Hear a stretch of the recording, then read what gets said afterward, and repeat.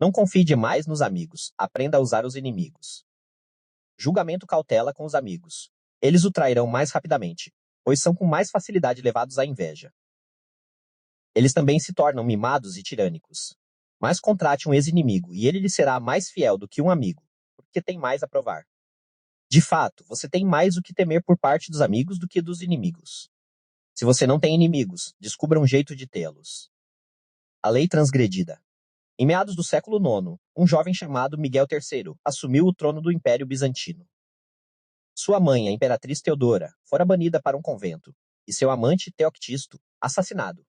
Encabeçando a conspiração para depor Teodora e colocar no trono Miguel estava o tio de Miguel, Bardas, homem inteligente e ambicioso.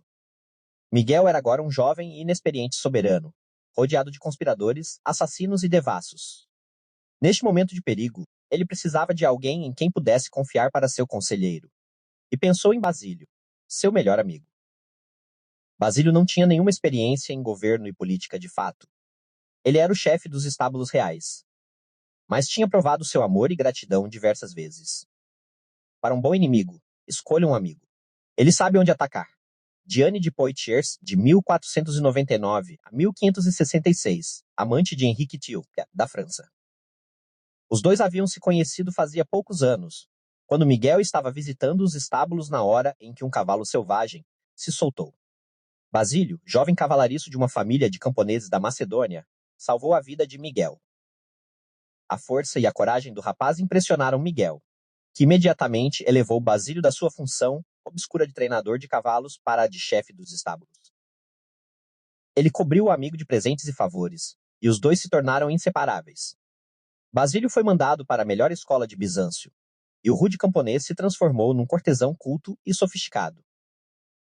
Sempre que ofereço um posto vago, faço centenas de descontentes e um ingrato.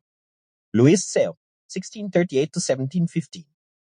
Agora Miguel era imperador e precisava de alguém fiel. A quem mais ele poderia confiar o posto de camareiro-mor e conselheiro-chefe senão ao jovem que lhe devia tudo? Assim, eu mesmo já fui mais de uma vez iludido pela pessoa a quem mais amava e em cujo amor, acima de qualquer outra pessoa, eu mais confiava. Acredito, portanto, que seja certo amar e servir a uma pessoa mais do que todas as outras, segundo o mérito e o valor. Porém, jamais confiar tanto nessa tentadora armadilha da amizade, a ponto de ter de se arrepender mais tarde. Baldassare Castiglione, 1468-1529. Basílio poderia ser treinado para a função e Miguel o amava como a um irmão. Ignorando os conselhos de quem recomendava Bardas, muito mais qualificado, Miguel preferiu o amigo. Basílio aprendeu bem e em breve estava aconselhando o imperador em todas as questões de Estado. O único problema parecia ser o dinheiro. Basílio nunca tinha o suficiente. A exposição aos esplendores da corte bizantina o tornaram ávido pelos privilégios do poder. Miguel dobrou, depois triplicou o seu salário, deu-lhe um título de nobreza e o casou com sua própria amante, Eudóxia Ingerina. Um amigo e conselheiro tão confiável valia qualquer preço. Mas os problemas não pararam por aí. Bardas estava chefiando o exército, e Basílio convenceu Miguel de que o homem era ambicioso demais. Com a ilusão de que poderia controlar o sobrinho, Bardas havia conspirado para colocá-lo no trono, e poderia conspirar novamente. Desta vez para se livrar de Miguel e assumir ele mesmo a coroa. Basílio destilou veneno nos ouvidos de Miguel, até que o imperador concordou em mandar assassinar o tio. Durante uma importante corrida de cavalos, Basílio se acercou de Bardas no meio da multidão e matou-o com uma punhalada. Logo depois, Basílio pediu para substituir Bardas no posto de chefe do exército, de onde poderia controlar o reino e sufocar as rebeliões. Isso lhe foi concedido. Ora, o poder e a riqueza de Basílio só aumentavam, e passado algum tempo, Miguel, em dificuldades financeiras por causa das suas próprias extravagâncias, pediu ao amigo que lhe devolvesse parte do dinheiro que durante vários anos lhe emprestara. Para espanto de Miguel, Basílio recusou com tamanha disfarçatez que o imperador percebeu de repente a encrenca em que se metera. O ex-cavalariço tinha mais dinheiro, mais aliados no exército e no senado, e no final, mais poder do que o próprio imperador. Passadas algumas semanas, depois de uma noitada bebendo muito, Miguel acordou cercado de soldados. Basílio assistiu enquanto eles matavam a punhaladas o imperador. E aí, proclamando-se imperador, ele atravessou a cavalo as ruas de Bizâncio, brandindo a cabeça do seu ex-benfeitor e melhor amigo espetada numa lança. Interpretação Miguel III apostou o seu futuro na gratidão, que ele achava que Basílio deveria sentir por ele. Sem dúvida, Basílio lhe serviria melhor. Ele devia ao imperador a sua fortuna, a sua educação e a sua posição. Depois, uma vez Basílio no poder, tudo o que ele precisasse era melhor lhe dar, reforçando os vínculos entre os dois homens. Só naquele dia fatídico, ao ver o sorriso descarado no rosto de Basílio, é que o imperador percebeu o erro fatal que tinha cometido. Havia criado o monstro. Tinha permitido que um homem visse o poder de perto, um homem que depois quis mais, que pediu tudo e conseguiu, que se sentiu carregando o peso da caridade que recebera e simplesmente fez o que muita gente faz nessa situação.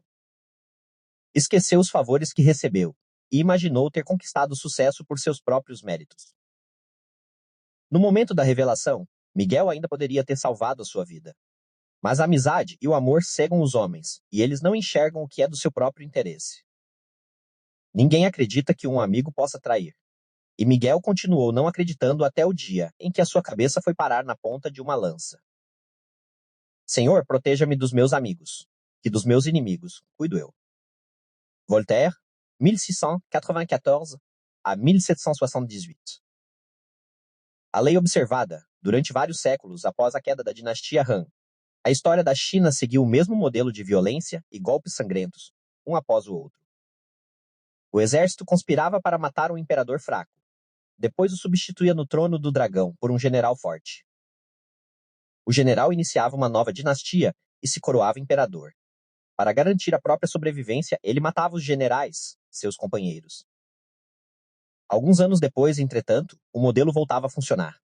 Novos generais se sublevavam e o matavam ou matavam seus filhos. Ser imperador da China era ser uma pessoa solitária, cercada por um bando de inimigos. Era o posto de menos poder, de menos segurança do reino. A serpente, o fazendeiro e a garça. Uma serpente perseguida pelos caçadores pediu a um fazendeiro que salvasse a sua vida. Para escondê-la de seus perseguidores, o fazendeiro se agachou e permitiu que a serpente rastejasse para dentro da sua barriga. Mas quando o perigo passou e o fazendeiro pediu para a serpente sair, ela se recusou. Estava quente e seguro lá dentro. No caminho de casa, o fazendeiro viu uma garça. Aproximou-se dela e lhe contou baixinho o que tinha acontecido. A garça lhe disse para se agachar e fazer força para botar o bicho para fora. Assim que a serpente espichou a cabeça, a garça agarrou-a com o bico e, puxando-a lá de dentro, matou-a. O fazendeiro ficou preocupado, com medo de que o veneno da serpente ainda estivesse na sua barriga. E a garça lhe disse que para curar veneno de cobra, era preciso cozinhar e comer 6 aves brancas.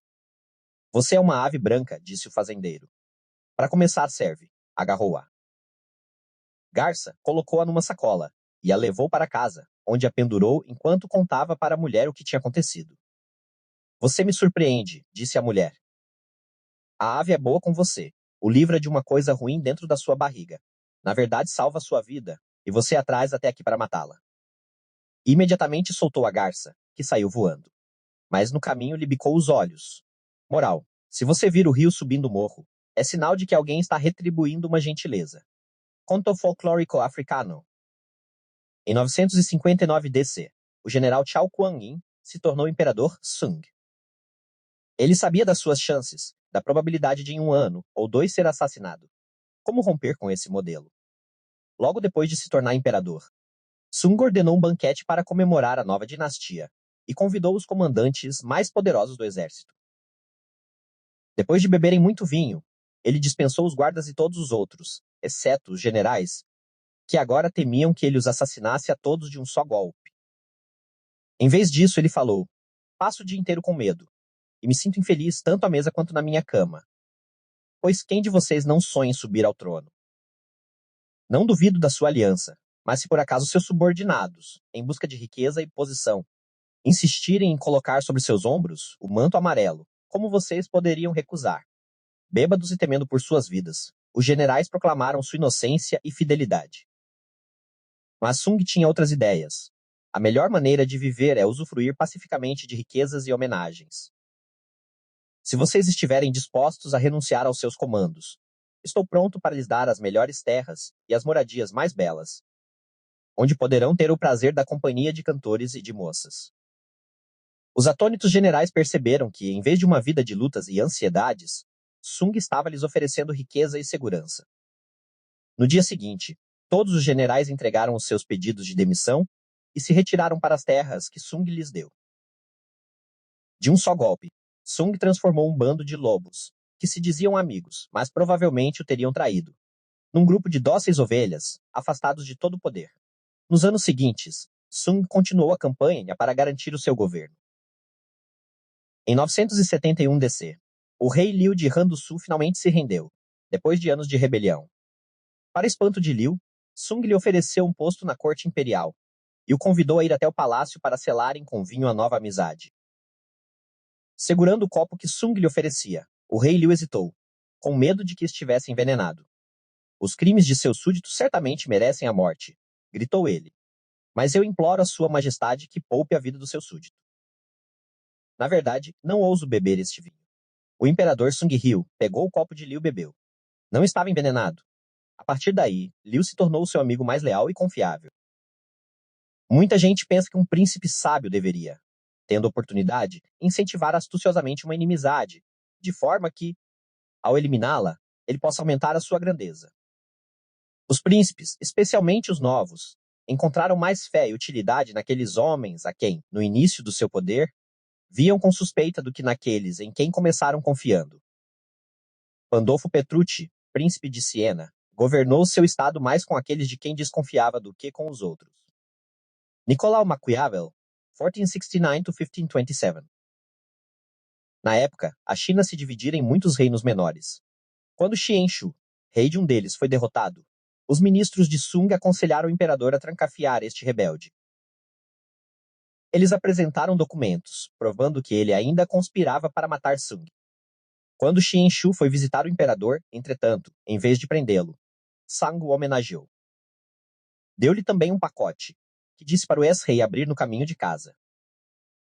Xianxu abriu o pacote na viagem de volta, e viu que continha todos os documentos sobre a sua conspiração. Percebeu que Sung sabia dos seus planos assassinos, mas mesmo assim o havia poupado. Essa generosidade o conquistou, e ele também passou a ser um dos súditos mais leais de Sung. Interpretação. Um provérbio chinês compara os amigos aos dentes e mandíbulas de um animal perigoso. Se você não tomar cuidado, eles acabam mastigando você. O imperador Sung conhecia as mandíbulas por entre as quais estava passando ao assumir o trono. Seus amigos, no exército, mastigariam como um pedaço de carne, e se ele conseguisse sobreviver, seus amigos no governo jantariam. O imperador Sung não quis saber de truques com amigos, subornou os colegas generais com esplêndidas terras e os manteve afastados. Esse foi um jeito bem melhor de enfraquecê-los sem os matar, o que só levaria os outros generais a buscar vingança. E Sung não quis nada com ministros amistosos. Com mais frequência, eles acabariam bebendo seu famoso copo de vinho. Um Brahmane, grande especialista nos Vedas, e que também foi um ótimo arqueiro, oferece os serviços ao seu bom amigo, que agora é o rei. O Brahmane grita ao ver o rei: "Reconheça-me, meu amigo." O rei lhe responde com desprezo e depois explica: "Sim, já fomos amigos, mas nossa amizade se baseava no poder que tínhamos, eu era seu amigo, bom Brahmane, porque era do meu interesse. Nenhum pobre é amigo do rico, nenhum tolo, do sábio, nenhum covarde do corajoso. Um velho amigo, quem precisa dele? Só dois homens de igual riqueza e berço ficam amigos e se juntam, não um homem rico e outro pobre. Um velho amigo, quem precisa dele? Mahabharata si sekulutesi." Em vez de confiar em amigos, Sung usou seus inimigos um após o outro, transformando-os em súditos muito mais confiáveis. Enquanto um amigo espera receber cada vez mais favores e ferve de inveja, esses antigos inimigos não esperavam nada e conseguiram tudo. Um homem que se vê poupado de repente da guilhotina é um homem grato, não há dúvida, e fará o impossível pelo homem que lhe perdoou. Com o tempo, esses ex-inimigos se tornaram os amigos mais fiéis de Sung. E Sung conseguiu finalmente romper com o modelo de golpes, violências e guerras civis. A dinastia Sung governou a China por mais de 300 anos. Em um discurso pronunciado no auge da Guerra Civil, Abraham Lincoln se referiu aos sulistas como seres humanos, companheiros que estavam no caminho errado. Uma senhora idosa o criticou por ele não os ter chamado de inimigos irreconciliáveis que precisavam ser destruídos. Por que, minha senhora? Lincoln respondeu. Não destruo os meus inimigos quando os torno meus amigos. As chaves do poder. É natural querer empregar os amigos quando você mesmo está passando por dificuldades. O mundo é árido e os amigos o suavizam. Além do mais, você os conhece. Por que depender de um estranho quando se tem um amigo à mão? Colha uma abelha por bondade e verá as limitações da bondade. Provérbio Yusuf. O problema é que nem sempre se conhece os amigos tão bem quanto se imagina. Eles costumam cordar para evitar discussões. Disfarçam suas qualidades desagradáveis para não se ofenderem mutuamente.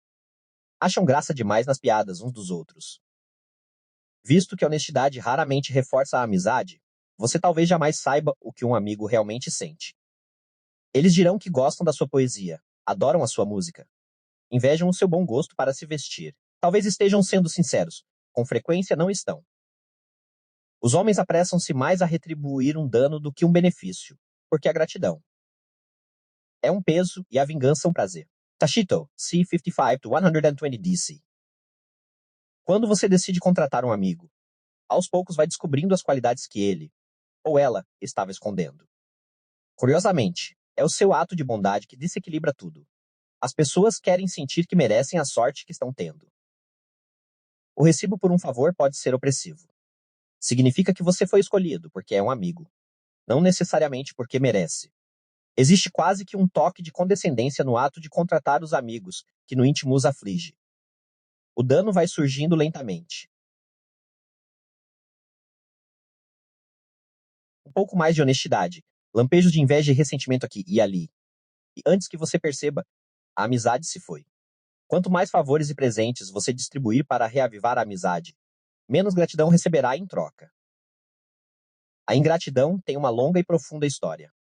Ela tem demonstrado seus poderes há tantos séculos que é realmente interessante que as pessoas continuem subestimando-os. Melhor prestar atenção. Se você nunca espera a gratidão de um amigo, vai ter uma agradável surpresa quando eles se mostrarem agradecidos. O problema de usar ou contratar amigos é que isso inevitavelmente limitará o seu poder.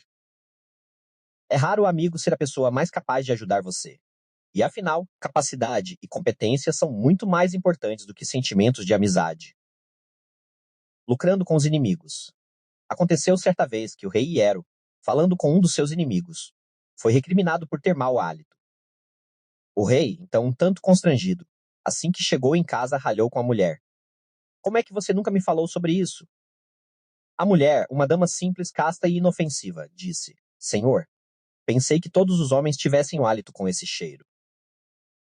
É óbvio, portanto, que as faltas mais evidentes aos sentidos, vulgares e físicas, ou notórias ao mundo, as ficamos sabendo mais rápido pelos inimigos do que por amigos e familiares. Plutarco, C446-120 DC. Todas as situações de trabalho exigem uma certa distância entre as pessoas. Você está tentando trabalhar, não fazer amigos. A amizade só obscurece esse fato, a chave do poder. Portanto, é a capacidade de julgar quem é o mais capaz de favorecer os seus interesses em todas as situações.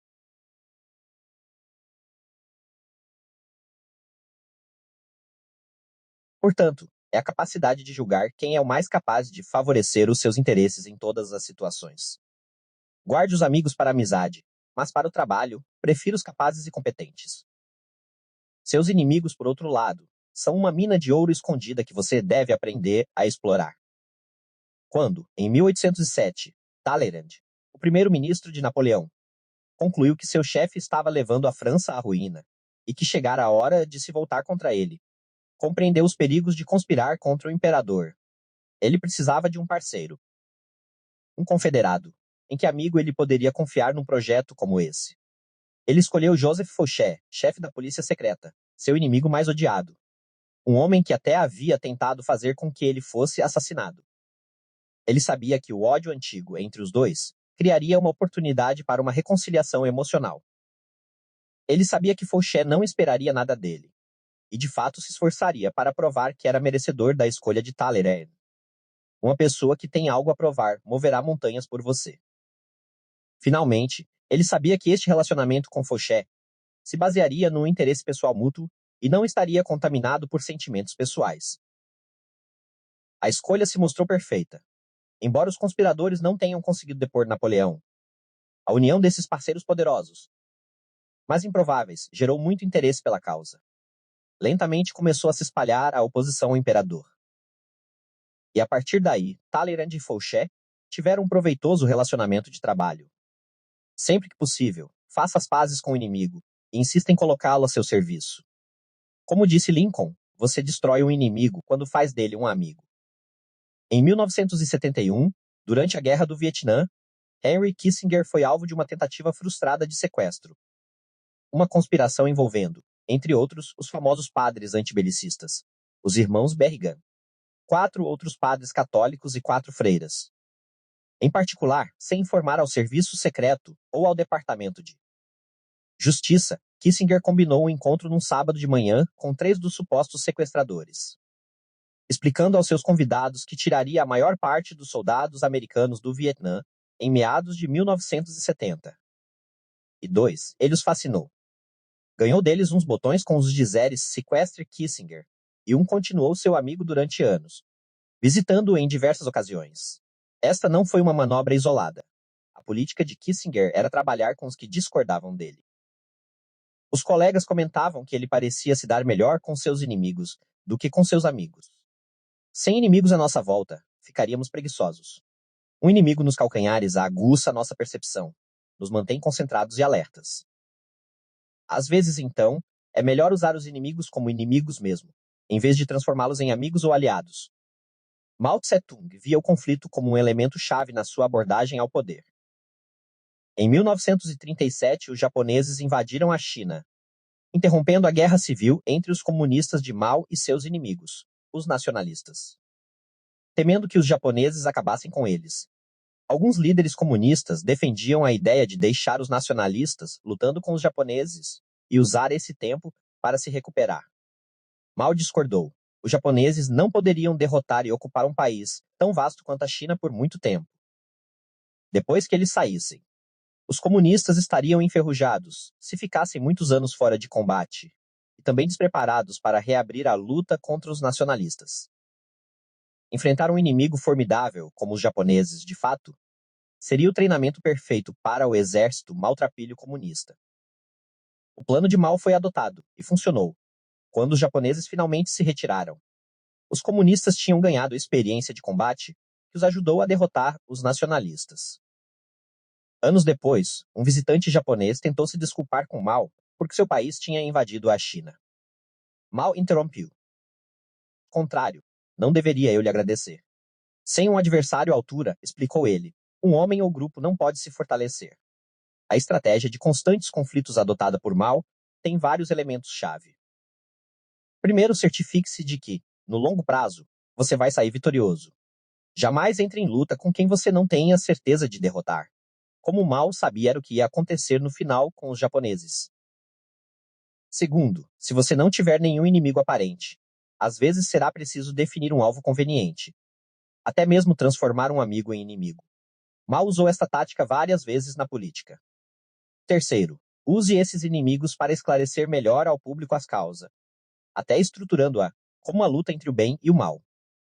Na verdade, Mao incentivou o desacordo da China com a União Soviética e os Estados Unidos.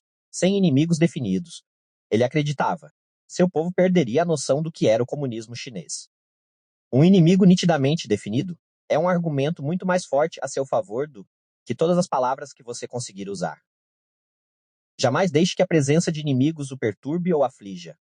Você está muito melhor com um ou dois adversários declarados do que quando não sabe quem é o seu verdadeiro inimigo.